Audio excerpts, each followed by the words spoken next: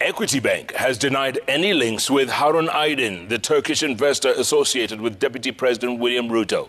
Now, the Equity Bank says the Turkish businessman was not their customer and that the bank did not grant a 15 billion shilling loan for setting up of a pharmaceutical business in Uganda. Now, the bank denied receiving a phone call from Deputy President William Ruto asking that a loan of 15 billion shillings be granted to some Ugandan investors. Equity Bank says a Ugandan pharmaceutical company named Dei Group says its client has never been granted a 15 billion shilling loan. Let's begin our broadcast with our very own Sam Ogina.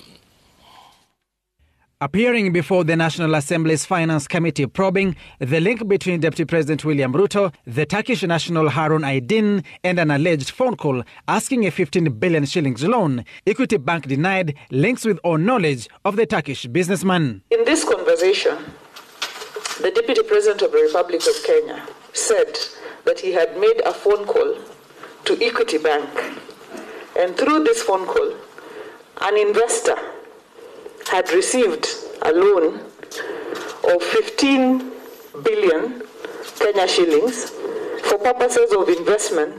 Mr. Harun Aydin does not exist in our records, either directly or indirectly, as an account holder, a customer, or a borrower. He does not operate, and he does not have a banking relationship with us. When questioned about the Harun Aydin saga, his aborted trip to Uganda, the DP spoke of how he assisted a businessman to secure a 15 billion shillings loan from Equity Bank Kenya to invest in a pharmaceutical project in Uganda. Mimi nikachukua simu, nikapigia simu Equity Bank, nikawaambia kuna mmoja wetu wa kutoka East Africa aliye hapa. Mko na branch Uganda.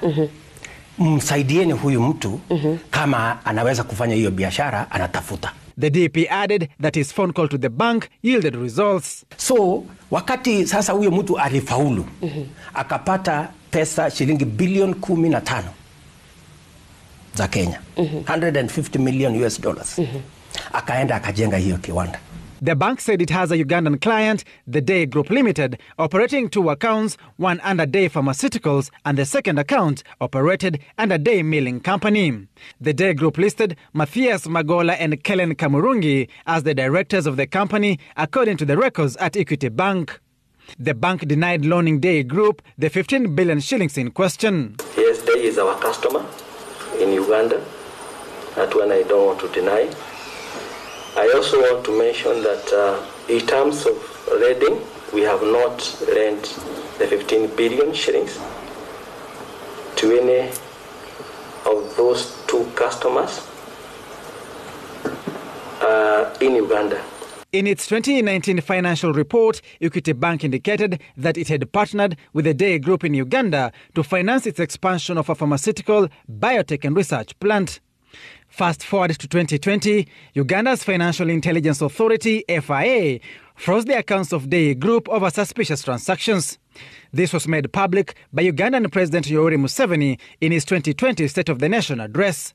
Museveni complained about the freezing, stating, and I quote, "Incredibly, 3 days ago, a group answering to the description of the so-called Financial Intelligence Authority had closed their bank accounts, claiming that they did not know where the money was coming from and what it was doing." End of quote. Is it true that these accounts of this particular company were frozen by the Financial Intelligence Authority of Uganda? One of these directors have been accused of manslaughter. The Ugandan side, they have been closed accounts. They closed accounts for the industry. As far as I am aware at this point, the accounts are operating normally. The parliamentary committee questioned the statement by DP Ruto on the bank. Then from your answers,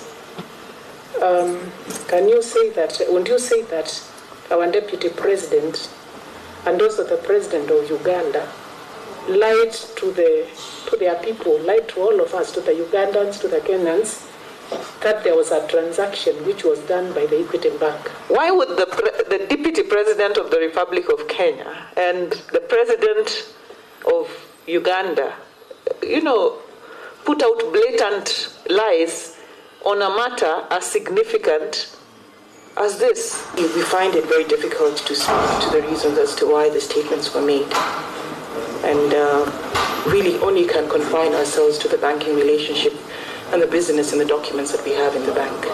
A search for answers in the Aydin saga only ending up complicating the matter further. Sam Ogina, Citizen TV, Nairobi.